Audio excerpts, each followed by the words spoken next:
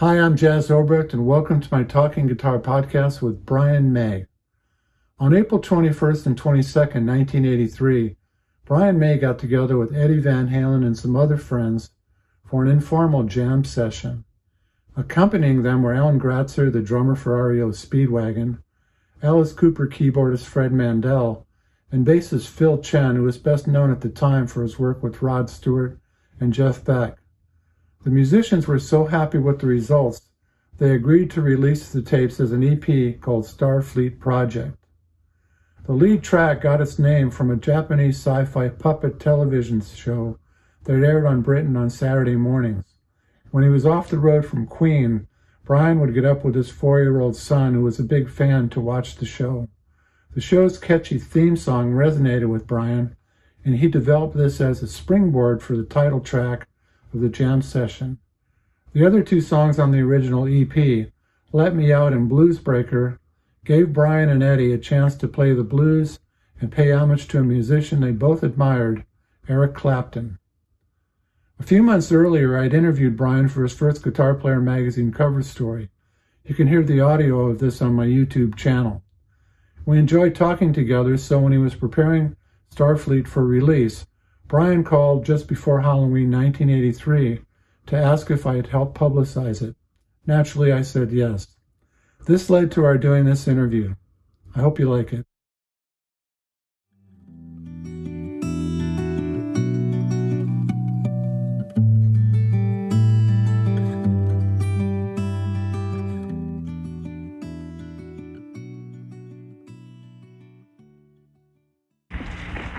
Jazz? Hi, Brian. Hello, how are you? Fine, how are you? Very well. Well, actually not all that well. I'm pretty tired out, but I'm in spirits pretty good. Well, that's good. You've been sick? No, I'm just working too much, too long. All right. A little bit of a cold here, but I'm fine. Well, thanks for the opportunity to interview you again. Thank you. It's nice to talk to you again. Let me first of all compliment you on the magazine and what you did for me last time. Because that's, so many people that I speak to even bring along that article or else quote it and say that's where we learned so much about what you do. You know, everybody loved that thing. I can't believe it. Oh, thanks. There was so much attention you would not believe, actually. Really? It came back to me more than anything that I've done in the last couple of years, I should think. Was it accurate? Yeah, it was great. Oh, good. Excellent, yeah. I mean, and it just, so many people it connects with, you know, and I really found out what you're all about through that. Oh, great. If you ever want any more copies, I have a little stash hidden away.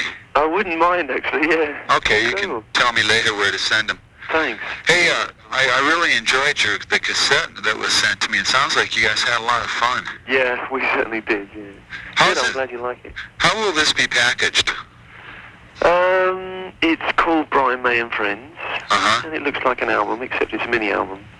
It has a picture of the Starfleet robot on the front, the hero of the piece. And then inside it has some pictures of us in the studio when we all got together. It's just lucky that Phil happened to have a snapshot camera with him, so we have just a few snaps of us in there. Oh, Phil Chen? Yeah. Yeah, because we were going to try to get a photo for the story. Yeah, there is one that exists. It's capital out here. Hello? Hello? You still got me? Can you hear me? Yeah, I can hear you, but there's a funny Sounds like a little white noise there. Yeah. What's the date of release? The single is out, as far as I know. The album, I think, is tomorrow. Oh, I see. And who's the producer on that?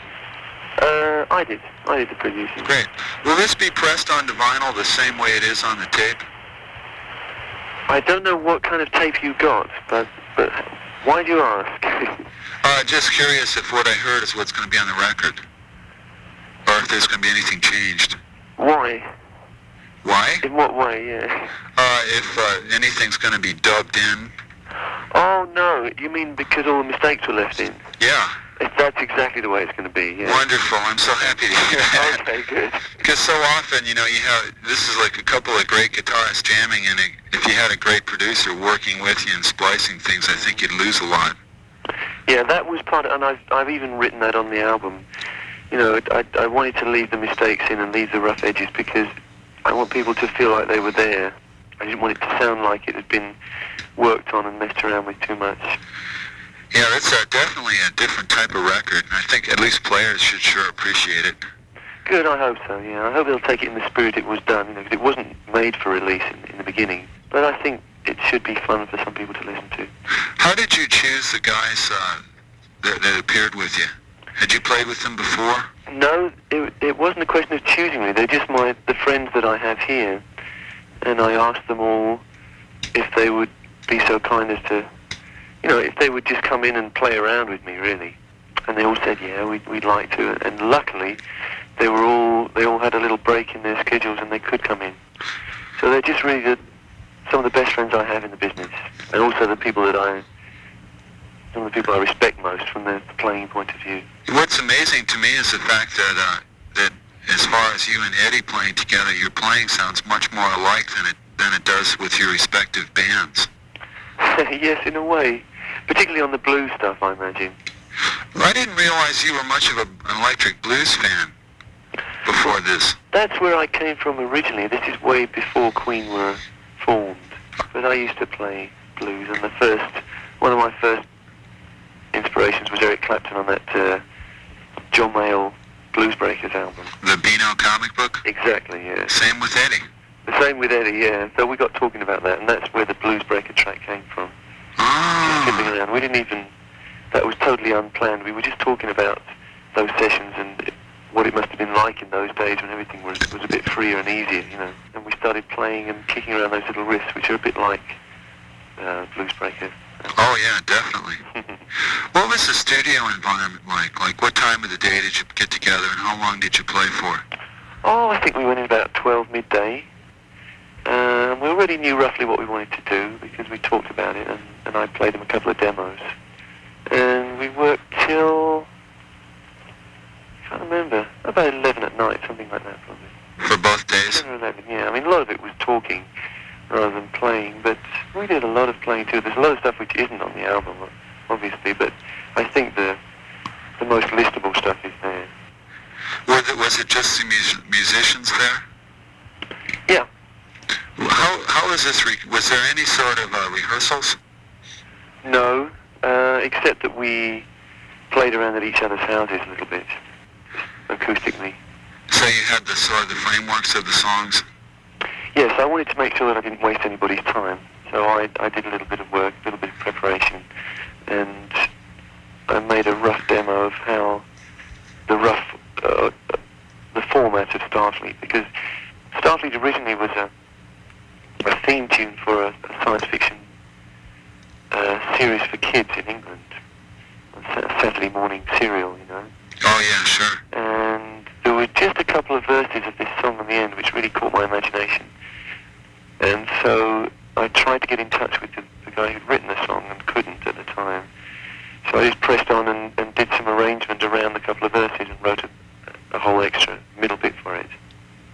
Later I got in touch with him and he says it's a pity that I couldn't find him in the early days because he's got some more verses in the middle eight and everything, which I'm dying to hear. Well, that's interesting. Yeah, but it was too late for my project. Does your song follow the same musical theme as his? Yes, oh yes, I used the verses that he wrote. Oh, what's the fellow's name? Paul Bliss. Oh, Paul Bliss. I think he's on tour with the Hollies at the moment. Oh, Yeah, really? he's done a lot of writing for various people. I know he's a keyboard player. As far as your version of that song, it begins with those taps, fingerboard taps. Yes, that's over right. Line. Was that Ed? Yes. Uh-huh. He's doing that stuff. Is there a synthesizer on that track? Yes, that's Fred Mandel. Oh, okay. Yeah. Did you layer any of your guitars? Yes, the harmony parts there. The distinctive harmony parts. Yes.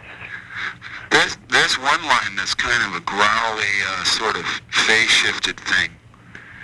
It's right before Ed's first solo. Let me see.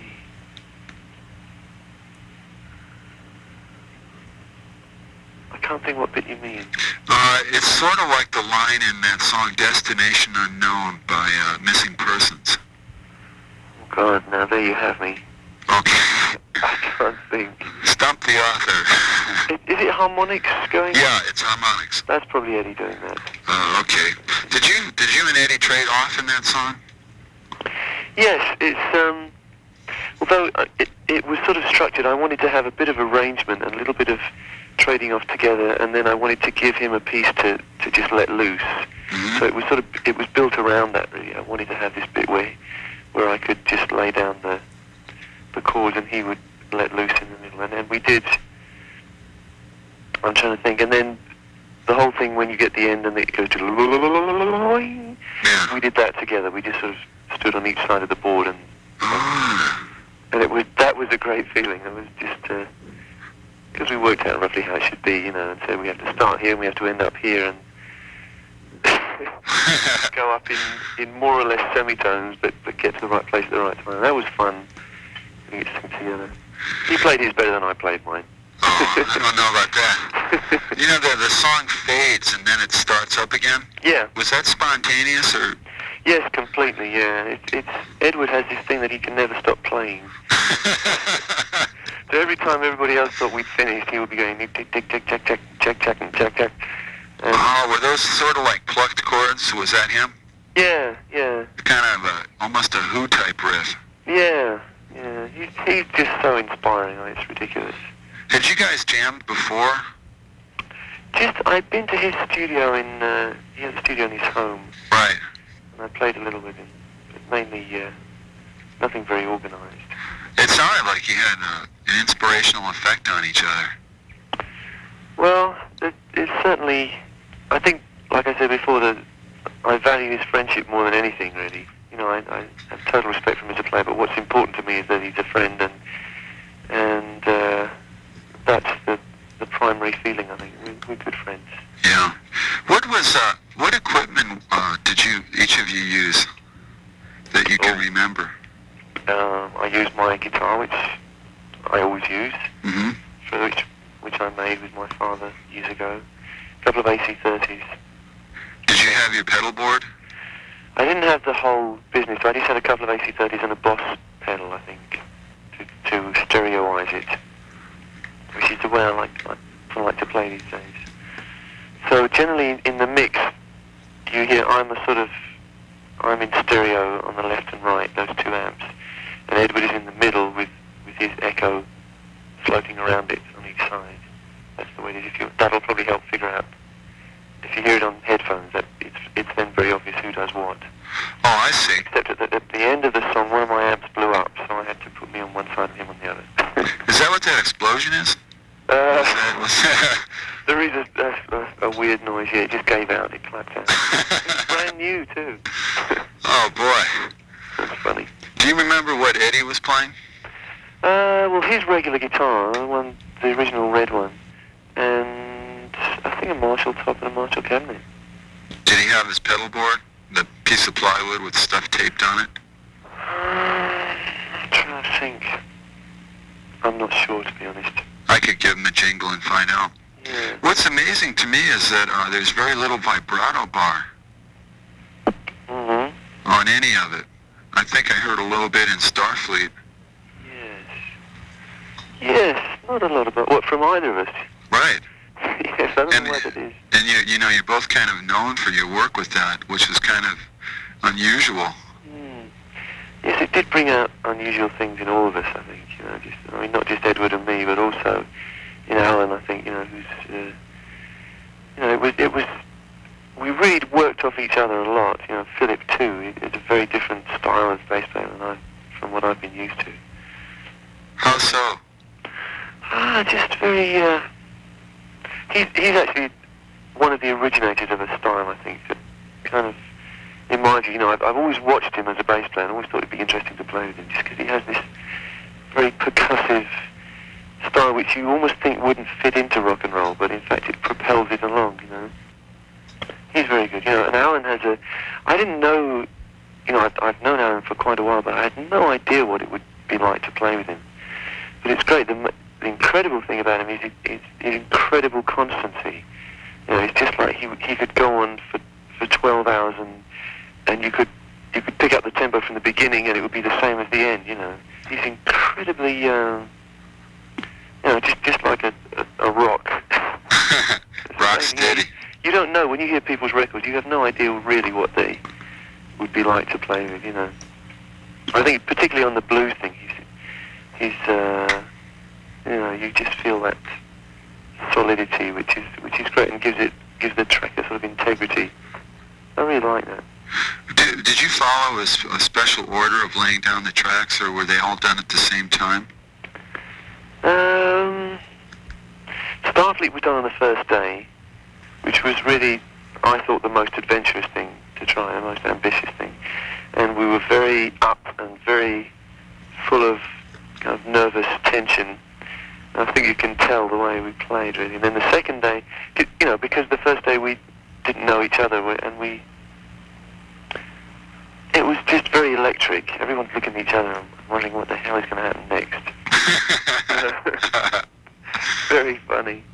And I went home totally exhausted with a splitting headache, but very happy, you know. And then the next day we all knew each other, and it was much more relaxed. And we did Let Me Out, and then a lot of blues jamming around, and a few other bits and pieces. You have a good blues voice. It's too bad you don't sing more often on the Thank you. on the Queen records. Thank you. Made my day. Would it be safe to say that when I was trying to distinguish who was playing what, yeah, that the stuff with the very fast right hand, the real staccato, quick, is that more Ed? Yes, I'd say mostly, yeah. Again, you can tell if you listen to it on headphones, because actually, I wish I'd put that on the record, because everyone's asking me who did what. But if you listen, you can hear that my stuff is sort of in each ear, and he's in the middle.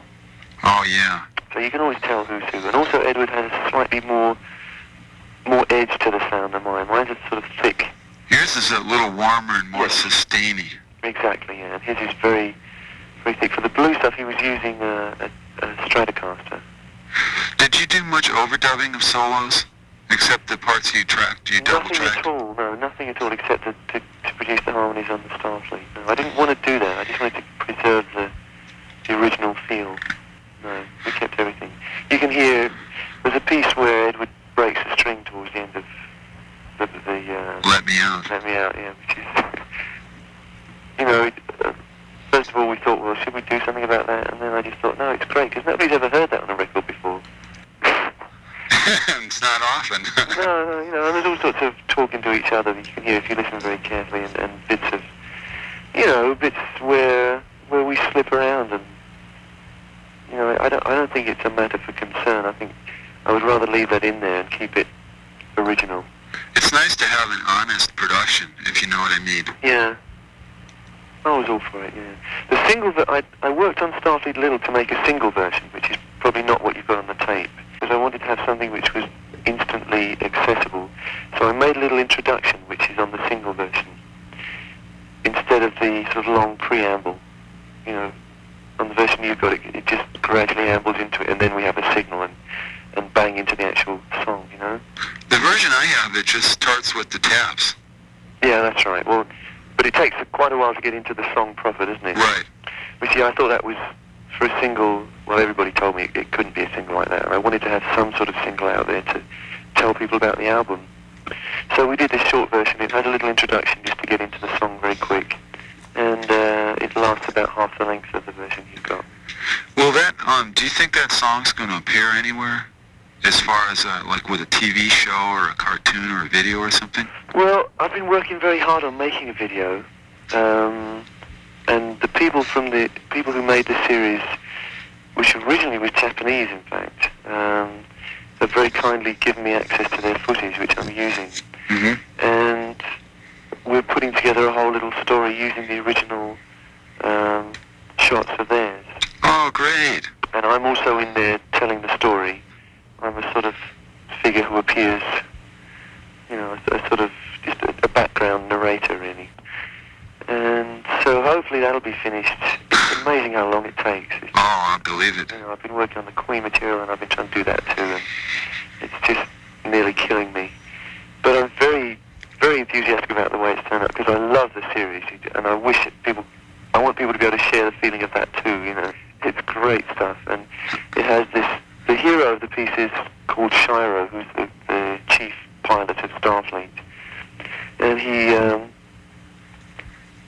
flies, along with his friends, 3 little space rockets which detach from the main X-bomber. And at one point, when things get really bad, these 3, when he's under fire from the enemy, the 3 modules join up to form one and become this robot, which is controlled by him, and the robot can then go down the ground and fight on land. It's just, it blows my mind. It's just the greatest, it's the most amazing, the way it's put together, the models are incredible. So he goes down the ground and he smashes the tanks with his fists and fires torpedoes and all kinds of stuff. And stamps on stuff with his feet. Your Flash experience must have sure come in handy with this. Yes, it's very similar actually, yeah. I think I should go into this full time. How does your boy like it? He likes it, but the trouble is he's already moved on to the next thing. This is old news for him now. Oh, yeah. He says, you're not still on Starfleet, are you, Daddy? Said, what about God's Mars? You see, we went to Japan a few months ago and he saw a series called God's Mars there, which is a bit similar, which is, the story there is that there's 5 different robots and they join up to form one gigantic robot. So he's more into that now than Starfleet. So that has to be the next project. Oh, boy. Let's see, I had 1 or 2 other quick questions here. On Blues Breakers, was that change of pace planned, or was that another spontaneous event? Oh no, there's nothing planned on there whatsoever. It's just total, let the tape roll and play about. So you just took a straight segment of the tape and you're going to press that? Yes, exactly. Just exactly as you hear it. Is anything going to happen with the other tunes that were done for the session? There isn't much else. You mean the stuff that isn't on there? There isn't much which you would call songs on the rest of it. There's just a lot of playing around and a lot of different rhythms. I don't think it really would be of as much interest as what's on there. What were there any reservations on the part of the other musicians or the companies as far as releasing this project?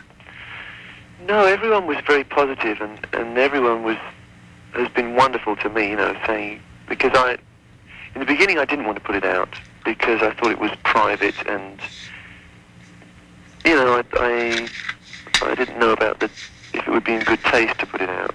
And then I played it to a few friends and they said, well, really you should, because a lot of people would like to hear this stuff. So I spoke to each of the other guys individually and they all said, hey, do what you want with it. We'll be happy. So everyone's very positive. The only thing which was really hard was getting the paperwork done, because these days people's contracts are such a complete maze, It took literally, I suppose, a couple of months to get through all the paperwork that was necessary from management and record companies and stuff. And that's with the best will in the world. Nobody was trying to make it difficult, It was just really hard to do that stuff. And also to get my release from Elektra, who we were just arranging we were leaving Elektra at the time. And I think that was the final piece which we had to get into place before I could put anything out. It's a long job, a big headache. Yeah, I bet. But I think it's worth it. It's really, I'm glad to see that Eddie allowed it to go out, because I know in the past he was always real strict about not wanting to do anything outside of his family, as he called it. But yeah. You did the Michael Jackson thing and now this, so... Yeah.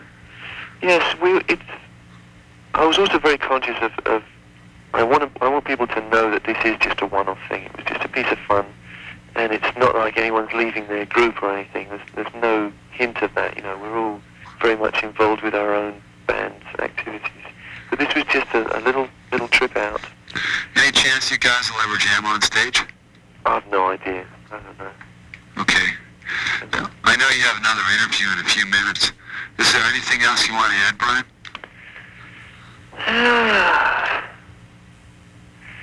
No, not really, except that maybe so personally to you,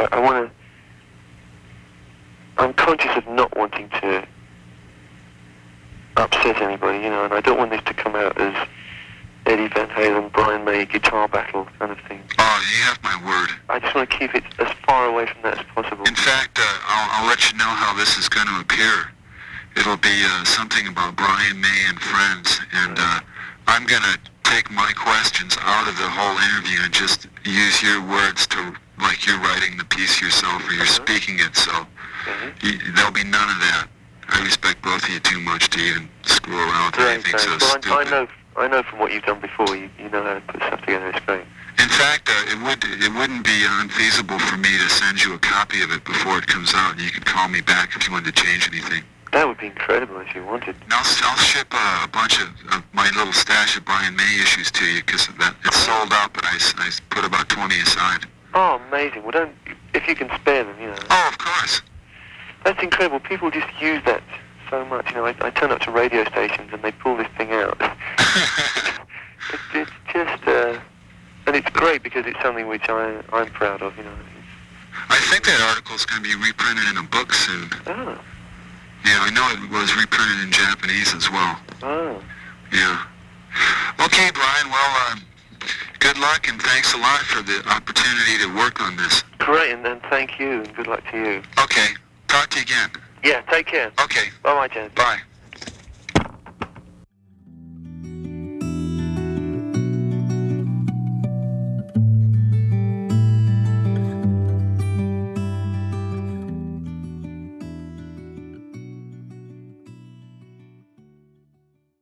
Hi, that concludes my interview with Brian May.